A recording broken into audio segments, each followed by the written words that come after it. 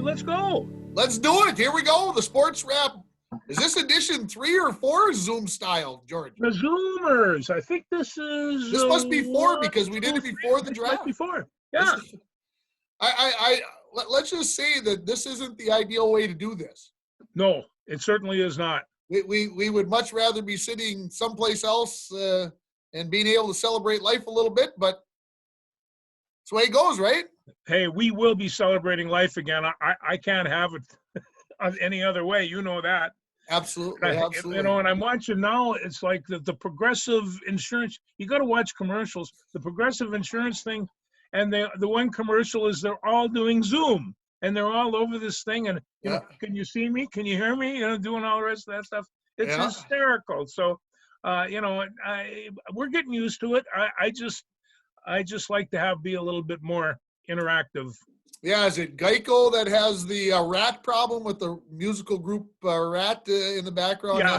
Has to be my favorite commercial of what they're doing. So, you want to start talking about? You might not believe it. Go ahead. Yeah. No, I got a Rat album in my pile over there. I ran into the other day. I haven't put it on yet, but it was given to me, but I know it's an old one, and that's pretty good stuff. I have an old Rat cassette. See, I was beyond the vinyl a little bit. So, anyway, you want to talk about the NFL schedule that came out last Thursday night? Let's talk about the NFL schedule. Yeah, I noticed the first game. The Vikings are going to be playing the Packers, and I thought nobody planned that one intentionally. Huh. Well, yeah, you know they talked about the fact that they tried to space these division games out so that in case half the season had to go away, so that you played your division rivals in the first part of the season and you played them in the second half of the season. Well, I didn't see it that way all the way through. I don't think they could do that. But, yeah, the Pack and the Vikes, the first game of the year, boy, that's gonna give some bragging rights right off the bat. And right, yeah, and that's right. It's an essential game. And, you know, the question that I have of the whole situation is, you know, say Minneapolis doesn't open up till mid-July or even the end of July. When are they going to start? I mean, football camp starts in about 8 weeks. A couple weeks later, the college campus opens up. And Dr. Fauci today was not optimistic. No. I thought it was interesting. I was grading papers this morning or putting grades in. I had ESPN on in the background, and they were talking about college football coming back. And they were saying, okay, let's say Auburn and Alabama are going to play next week. Let's say it's November. And let's say somebody on one of the teams comes down with the virus. Well, that means everybody's supposed to be quarantined for 2 weeks. Does that mean the game is canceled? Everybody he's had contact with, that's exactly right. So, you know, the baseball situation's about the same. Yeah, we were talking before we started recording here. We were talking about the UFC. You know, those guys are in pretty close contact, and I would imagine they've been tested. But I don't know. As Herm Edwards was saying, he's at Arizona State, I think. He was saying 100 players for the home team, probably 60 players for the road team. Then you bring in all the coaches, managers, trainers. So you got like 150 and like 80. He was saying 150 on each side, but probably more like 250 people there, referees, chain crew to run a game, to do a game. Television technicians, which will be even more valuable. Yeah, and so how do you make sure that nothing goes there? Because he said it seems impossible to me for football to occur, for football to happen, because something like that's going to happen. NASCAR starts this weekend. They're talking that the post-game interview with the winner is going to be done via Zoom, just like we're doing right now. That's all. The post-race interview is going to be done via Zoom. They're talking about only 4 people there to be able to broadcast it, or 4 people to be able to do any pre-interviews. And I'm just like, why are they doing any interviews? Let the guys get out there and drive. But just think of the pit crews. You got 10, 12 guys, gals possibly in there as well, because I haven't watched NASCAR in a while. But you're going to ask those people to be in close proximity. And, of course, you know, they all wear the stuff anyway. I understand that. But you still have to be around and touching tires and gas and cans and all this other stuff. And it's just like, I Well, don't know. if you have 10 or 15, you don't know how many contacts those 15 people have had. And so, you just have no idea what the number is. And like they said in pro sports, they'd have to pretty much do it every day. Take a sample. Yeah, And I don't know that's how getting else back they to would the go about it. NBA, everything, and are you going to test everybody every day? Yeah. And even if you do test them every day, let's say, I guess this is the example I'm thinking of. Let's say I'm LeBron James. Okay. Let's pretend for a minute. And I go play a game. I go home. My wife, my children have been out and about. Who knows where? Grocery store, wherever. They touch something.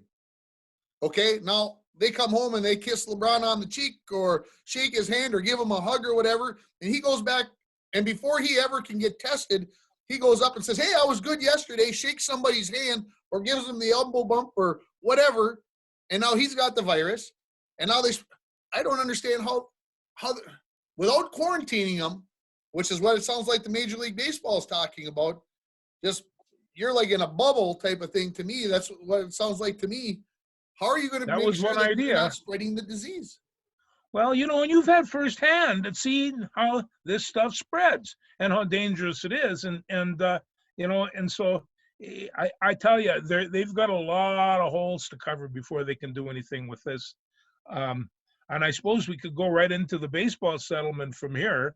Yeah, they talk about an 82-game schedule. You're only going to play against the teams in your division, and the National League for the Twins, the American League Central, the NL Central. So I understand how you're going to kind of keep it in-house a little bit. But even that, I don't know. They're talking about playing in empty stadiums to see what they can get going. I don't know. It seems difficult at best. At best. And it just, I want to see the Twins out there just as badly as the next person. I want to see the Vikings get out there and play. But yeah, I guess I'll put it this way. The owners yesterday the Major League Baseball owners got together yesterday and said, here's our plan. Okay. Now on today, they're going to talk to it about the players. But see, the thing is, the players are the ones taking all the risks. The owners are taking none. They don't have to go out and be against the other team and take those chances. And when you've signed a contract for, I don't care. I'll keep it nice. You signed a contract for $2 million this year. You have set yourself into a lifestyle, and you think that you're going to be playing baseball for the next 3, 4, 5, 6 years, and you're going to be able to put some of that money away, and you're going to be able to do some things with it. And then all of a sudden, one day you come down with COVID-19 and you get too sick and you possibly die. And now your wife, children, whatever, who had all these plans because you could hit a baseball or throw a baseball or do all of the above, and all of a sudden you die because of that. I don't know where that comes. Going back to the college football thing, they asked this morning, if a kid gets sick, who pays for it? Who pays for all of it? Is the university going to pay for it? They're the ones that want to get the kids back out on the field to play football. So if the kid gets sick, is the university going to pay for all the hospital bills if that football player has to be on the ventilator for 3 weeks? I mean, I'm just picking a number here. Is the university going to pay for all that, or is it going to have to be the parents, and they're going to have health insurance and everything? I don't know. There's just so many unknowns. No, and I remember when I went back when I first went to college, you got your health insurance through the school, and everybody had to either come in with the thing said, this is my health insurance, or you buy it from the school, right? With all the rest of the kids there, and you got a pretty good rate at it. It probably, I don't know how good of insurance it was. We were all young, didn't need it, but so it's like, what about the 30-man roster? Are they doing this because? Why are they doing the 30-man roster? I think to give more guys opportunities because the minors are not going to be working. I don't know.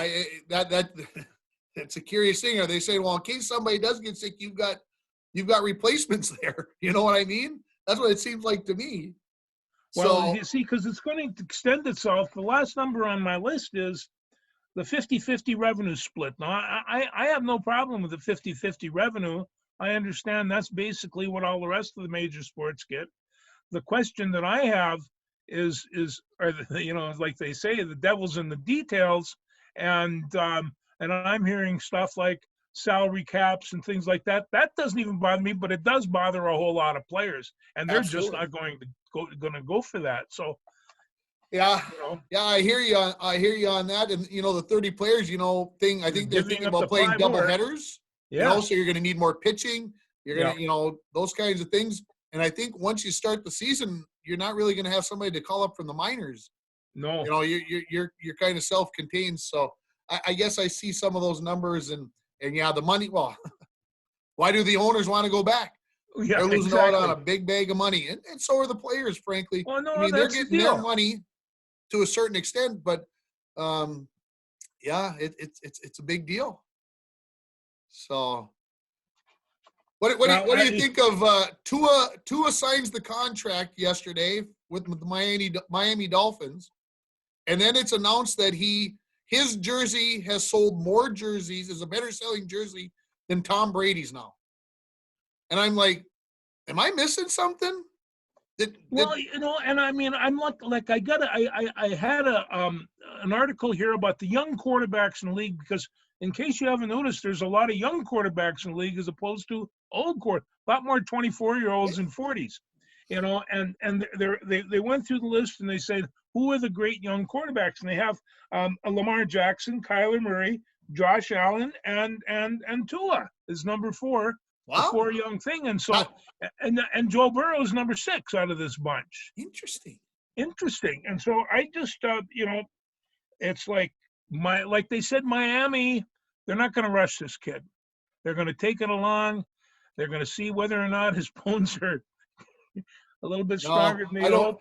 I don't see it that way. I see them. They spent the number 5 pick. They're gonna send that boy out there as soon as humanly possible. They're gonna put him out there and see what he can do. I think they have good intentions, but I think their intentions are to win football games. And if that means they think Tua can go out there and do that, that's what they're gonna do.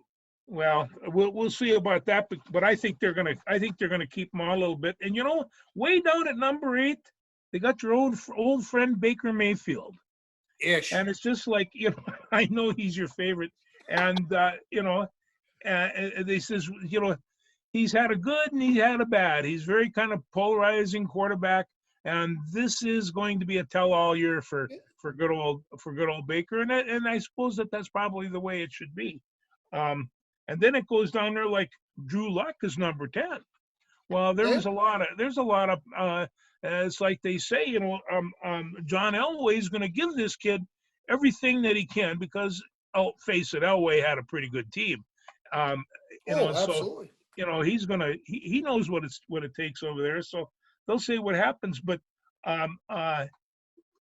Joe Burrow's number 5. I'm sorry. And they says, I have reservations at the offensive line, but the rest of the offense is ready for him to rock from week 1. I'm not sure how far a team can rock without an offensive line, but that's an argument for another day.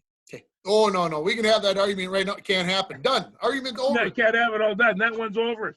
Joe Theismann came out yesterday and said about Dak Prescott. He obviously Dak wants a big long deal and blah blah blah. And he said, Joe Theismann said, "You're not even one of the top 5 quarterbacks in the NFL. What are you griping about?" Ooh. And that started a big comment and a big thing on ESPN this morning about who the top 5 quarterbacks in the NFL are. And it was very interesting conversation to see what they were talking about, and that Dak Prescott maybe came in at 6, 7, 8, but was not top 5 in one of the guys, and the other one was like, well, he's definitely in the top 5 because look what he can do and what he's done. And the other guy said, but it's about winning games. It's about going to the playoffs. That's it's a about fact. whatever. Yeah. And so quarterbacks get rated unfairly. They get more credit than they are deserving of, and they get more blame than than they deserve. But I guess I feel like I agree with Joe Theismann on this one. I don't think he's one of the top 5. He's in the top 10, but I don't think he's in the top 5. And a lot of that has to do with, I agree, the win-loss record. You haven't won anything. You haven't gone out there and won a playoff game yet. Carson Wentz's of the world, the Goffs and all these other young quarterbacks, they have won playoff games. They went out and did those things. And yes, me and you, we all know that's what it's a team thing. It's 22 guys, it's 30 guys. It's not one guy. But that unfortunately is how quarterbacks are rated. And Dak Prescott wants a big bag of money, and he probably is deserving of it in the end. But I thought Kirk Cousins gave him some good advice, and Kirk said, "Hey, where did Cousins come in this ranking? I got the franchise tag twice, and look what happened. I got $84 million guaranteed from the Vikings. That's essentially what he said, and it'll all pay off in the end." And of course, Kirk was able to stay healthy and get that payoff. And everybody's worried about, well, what if you don't stay healthy enough to get that big payoff? And I understand why you want it sooner rather than later, but I don't know, what was the number he's supposed to be promised because of the franchise tag? Was it like 21 million or 31 21 million? I think it was, yeah. Well, when's enough? 21 million is not enough? No, it would be plenty for me, especially for the rest of the week anyway. You know, but you take a look at these quarterbacks. They're young, they're fast, they're very exciting to watch. You know, I just see someday Lamar Jackson doing one of those twisty jobs going down the field, and this 250-pound linebacker is going to nail him, and it hasn't happened yet. And I'm real cautious when your number one running back is your quarterback, especially in pros. Maybe you can get away with it in college. Maybe you can get away with it, but you know, and that's the concern I have about not only Lamar Jackson but a lot of those young quarterbacks. You know, absolutely, Mahomes, the whole deal. It's a different dynamic. You know, we can sit here and talk about RG3 and all these other quarterbacks that are super mobile and like to run the ball and can run the ball very well. And I'll use this terminology. What's their shelf life? How long can they play the game? Exactly. Be at the top level. Michael Vick was there for a long time, and he had other issues, of course, along the way. But he also, you know, took a beating, and well, Terry Bridgewater, he was the starting quarterback, went down, did not play for about 3 or 4 years. You know, he was basically 2 years rehab and then comes back and do that. That's why I admire the man so much. He really has stuck it out. The perseverance, I don't think says enough for what's happened there. But he's definitely done a nice job there, no doubt about it. How about you want to talk about John Turlink for a second? Well, go ahead.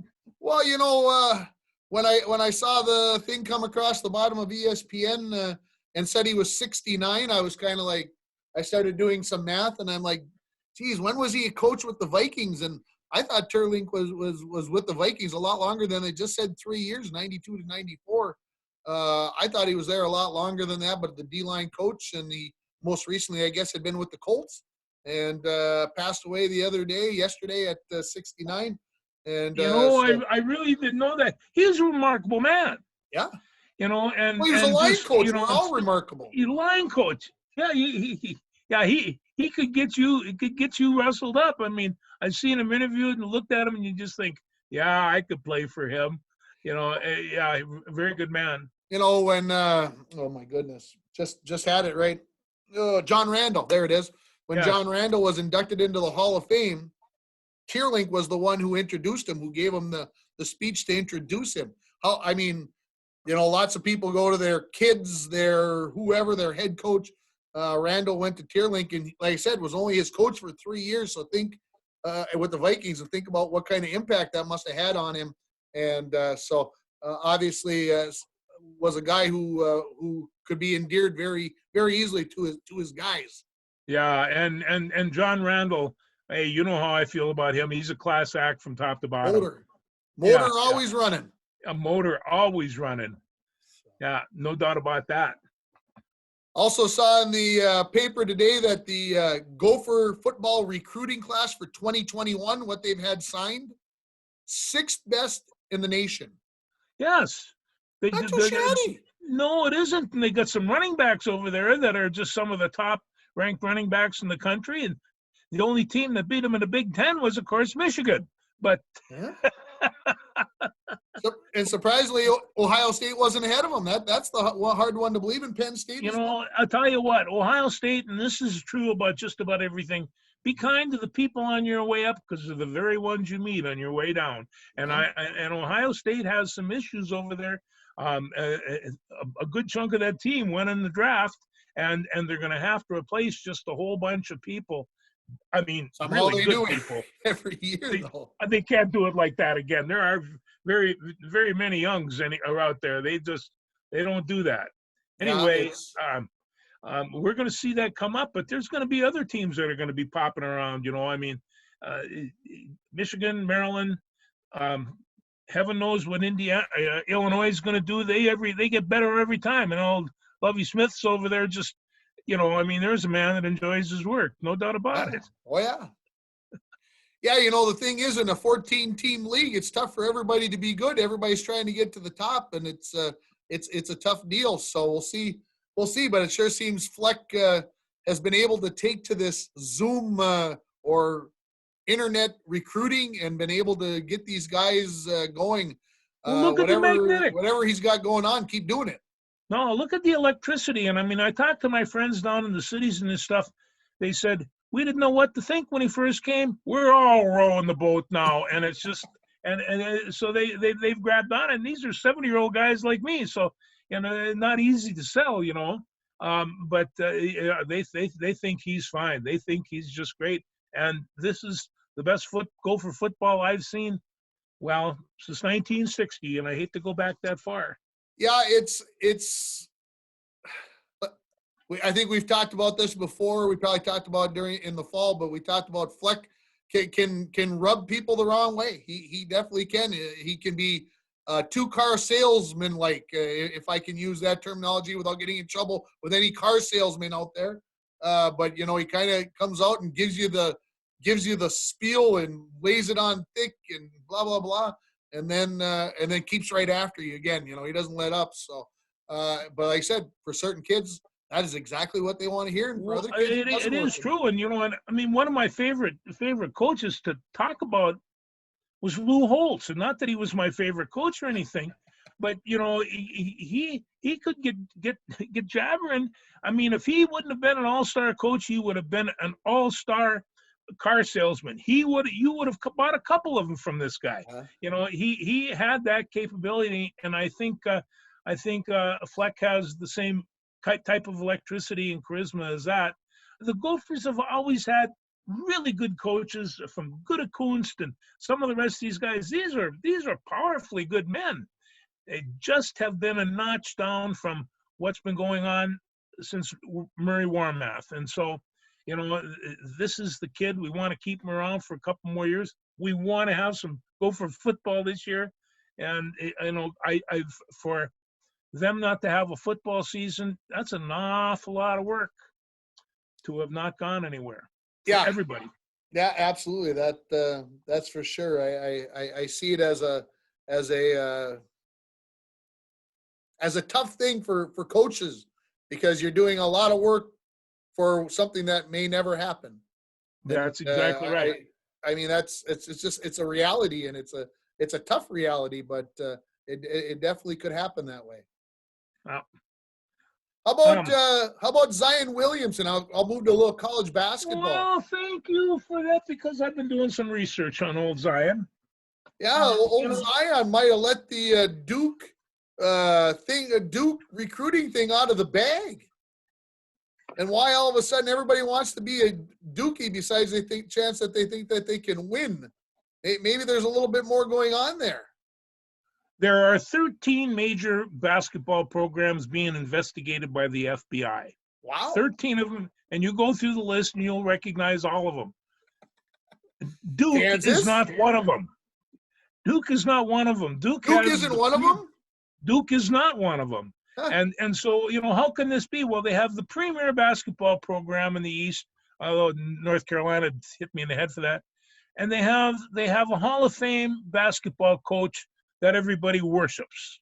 Yeah. They're not going to go anywhere with Duke. On the other hand, the amount of documents that are coming down about the Williamson family and some of the stuff. I mean, what did he do? He pulled into Duke, spent a couple of months, played a few basketball games, signed a $75,000 contract for shoes, and went on to New Orleans.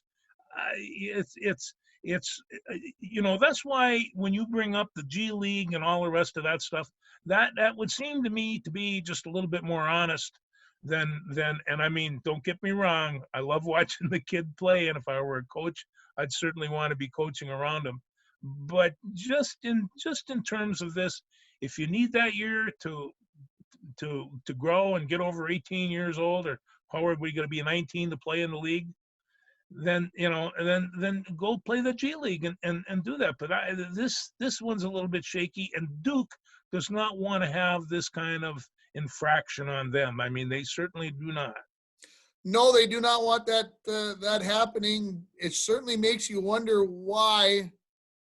And I've mentioned this before, but last year I think it was Duke got the 1, 2, and Zion Williamson 1, 2, 3, and 10. I think top 4 of the top 10 recruits in the nation to come all play for the same team. Now, when you're talking about egos, these guys all have pretty big egos, I would guess. And for them to check their egos at the door as 18 and 19-year-olds, I'm not saying it's not possible, but it makes you wonder, how do they do it every year? How do they keep bringing in those top 10 individuals? And when's the last time Duke won a national championship? 6 years ago, whatever it is. It's been a while. And it seems to me that, and I mean, hindsight can be 20/20 here, but it certainly seems that something interesting must have been going on, at least in my mind. That there's something interesting going on, and the fact of it is that there's so much money, and the corruption that is there now. I mean, they call this is the NIL. This is name, image, and likeness. They got to pay you for it now. And I thought, okay, maybe this would hold on, but this is going to just open the door for other manners of corruption, I'm afraid. Yeah. And that bothers me, because, what's the kid, like you say, Tua's sold more jerseys than Brady, and he hasn't taken a snap yet. Yeah. This really kind of, nails me, but what this does, and they went to an agent when he was 18 years old, and they started a brand. They marketed Zion, and so he is a product of being marketed and branded, and that's the first company he signed with. They're the ones that are suing him, and they're the ones that are bringing up all these insinuations of cheating. Good stuff. Yeah, it really, you can't make it up. Just think, if this was all being shuffled through while there was all these sports going on, we wouldn't hardly be hearing about it. It'd just be kind of a sidelight, because there'd be the basketball playoffs, the hockey playoffs, Major League Baseball would be in month 2, and all this other stuff would be, and the Triple Crown would be going on, and everything would just be this would all just kind of slide away. But boy, now all of a sudden it's getting a life all its own. So we'll see what happens. Well, I saw in lieu of a Triple Crown race last week, I saw a 100-meter tortoise race, and these guys were big, and they tore out of the gates like a herd of tortoises, and went down. It was a 100-yard race. They didn't show the finish, but I thought, see, that's people looking for competition right there. That's desperation there, George. That really is, but I had to admit, they were steady and kept right on going. Interesting. Steady and gone. We'll stay with college basketball if we can. I mentioned Drew Peterson last week, who had come from Rice to the Gophers, and then he changed his mind. Well, he made it official. He's going to Southern California. He's going to go play for USC. I don't know what to make of that. If he wasn't going to be eligible here right away, go to sunny California. I guess wait till he's eligible. Huh? and wait till he's eligible? And then wait, yeah, I don't know. I guess if you want to go live in LA, then go live in LA. There are certain advantages over living in Minneapolis during the winter. That's the biggest one that comes to my right mind. now I wouldn't move to LA on a bet, but Ooh, I've well, been to LA I'm many with times. you on that. Yeah, yeah. What Well, else you I know. got? Well, I got a couple of things. Number one, do you know about Mary Pratt? Mary Pratt. Mary Pratt. Nope. She died the other day. Oh, She was 101 years old, and she was one of the original Rockford Peaches. I did see that. The girls thing. So she was the All-American Professional Baseball League, and she was a left-handed pitcher, and she pitched for them for 2 or 3 years, and then she went on to the Kenosha Comets, and so she was the kind of the inspiration for a league of their own, and she coached for 47 years. When she was in college, I can't remember what college it was. It was the girls' school that was attached to Boston U, but she participated in eight athletic events. So this woman was really, in pre-war, as good an athlete as there was. And I've seen pictures of her, and boy, she's got a smile on her face, and she looked like she was really just a fine person. So I say about Mary Pratt, Mary, a life well lived. Sure. We should all do so well. And the only other thing that I have, and I put this down at notes, it's not that we have had a bad enough things to worry about. Murder hornets? Murder hornets. And I've seen pictures of these things. I mean, you munch up a bunch of them, you have lunch. They're huge. And so I kept on thinking, what else could go wrong here? And then somebody said, well, you got your murder hornets. You got your murder hornets. Other than that, I'm just kind of sitting around here. I was kind of glad that that old the Zion story broke up, because I didn't know what else I was going to do with that. Although I have to say, last week, right after we got done, I was watching the World's Strongest Men show, and I watched my friend Thor Bjornsson throw these big bags 17 feet in the air over a pole vault pit, 90-pound bags up in the air. And so I'm thinking, I don't think I could do that.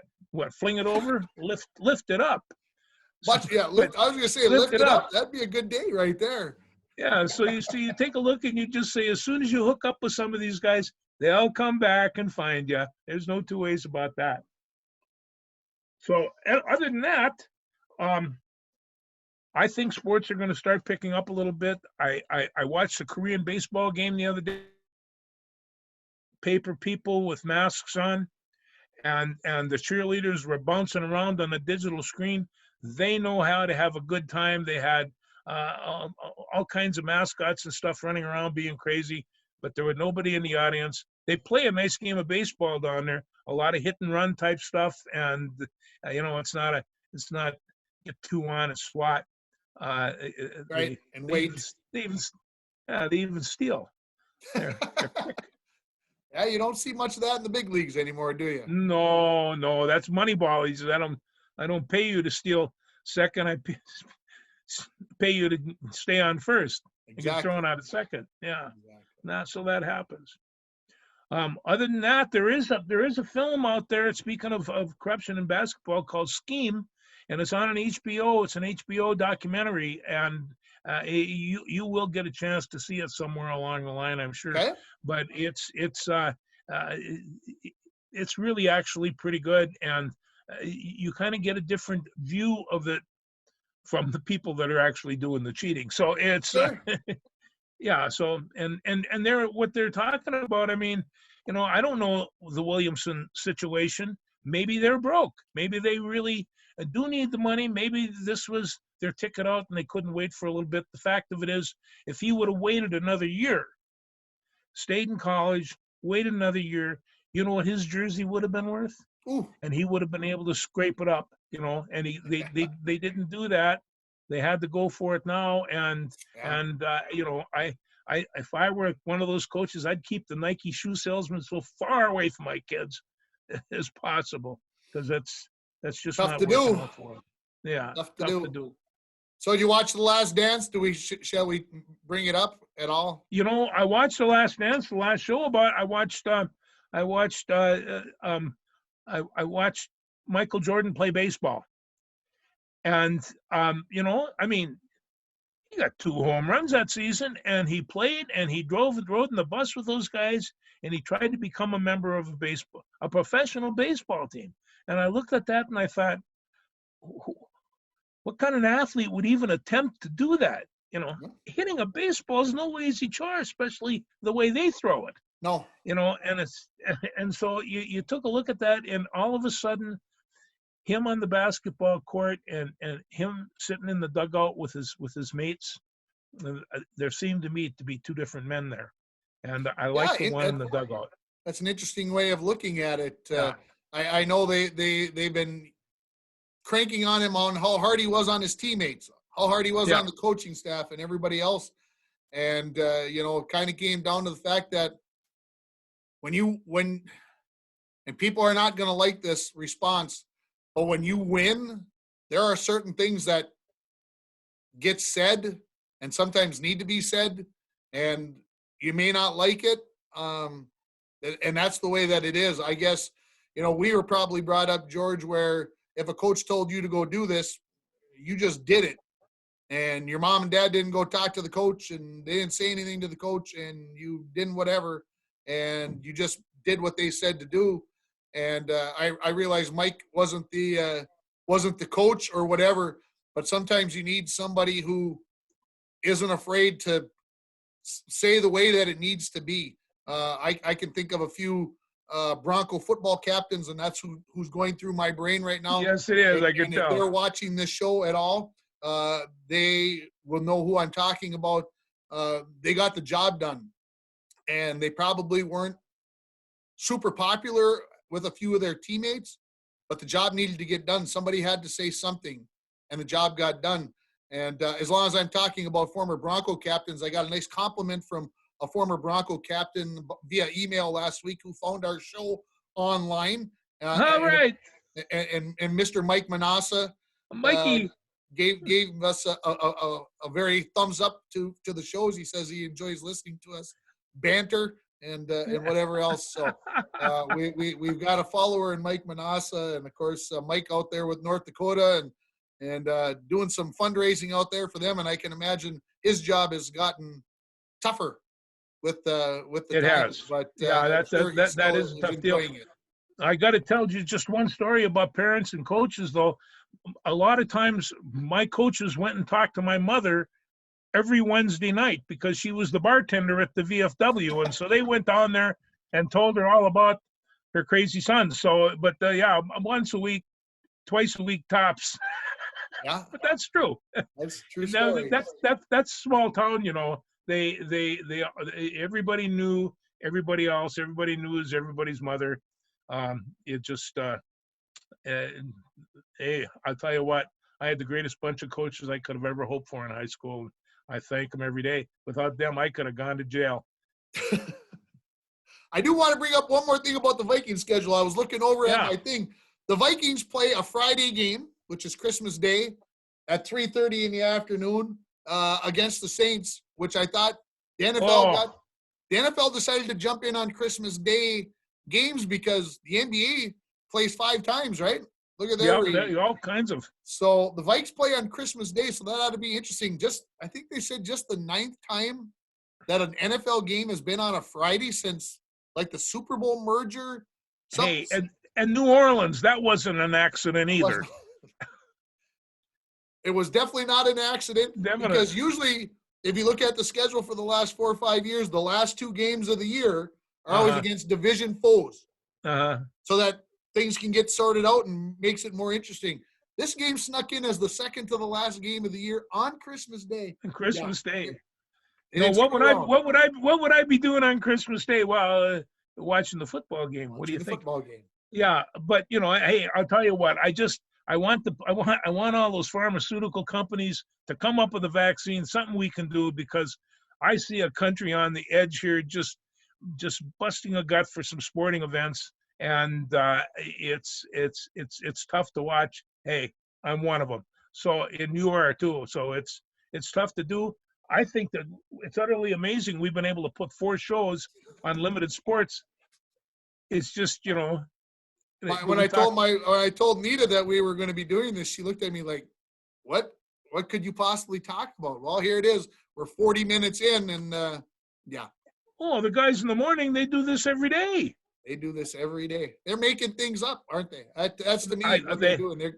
They're just making things up. Well, I wouldn't I don't do mean that. making things up, but they're making a bigger deal out of the things than they probably actually need. Oh, I know. It's true. And I mean, I go through the list. What was the greatest? Who was the greatest baseball franchise, and who was the greatest? This and that and another thing, and the greatest. I want to see the greatest. He's still out there. He's a young man. He's growing up. He's doing this stuff. It's yeah. Although I did see on the Gopher website, they were talking about the 4 running backs to put on Mount Rushmore. Okay. And the number 1 running back up there was Bronco. Ooh. And you looked up there, but they had, and I'm not sure they're going to sell this as a poster or whatever it was, but they had Marion Barber was another one, and they had, but Daryl they had Thompson had to be on there, wasn't he? Daryl Thompson and Bruce Smith, and with right. Marion probably, but Daryl Thompson, I got real close and dirty with him down in that football field. He's fast and big. I couldn't get out of the way. I could not get out of the way. Yeah. And I was trying. He almost nailed Howie too. I could not get out of the way. I got just one thing else I want to One more thing. I don't know if I can do this.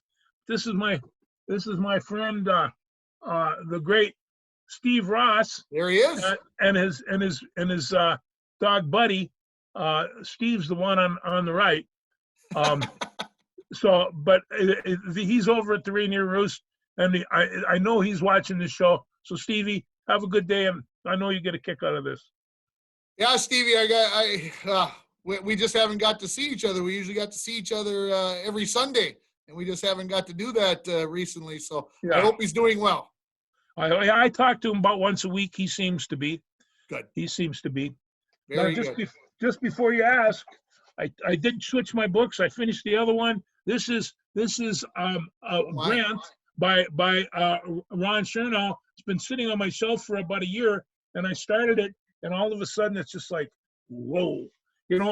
Reading's a very good thing, but this one's huge, and so this is going to take me a while. But that's my next read. All right, George. We'll probably have something to talk about by next week, right? Bound to. All right, everybody. Have a great week. Stay healthy, and we'll see you next week. Bye-bye. Take care.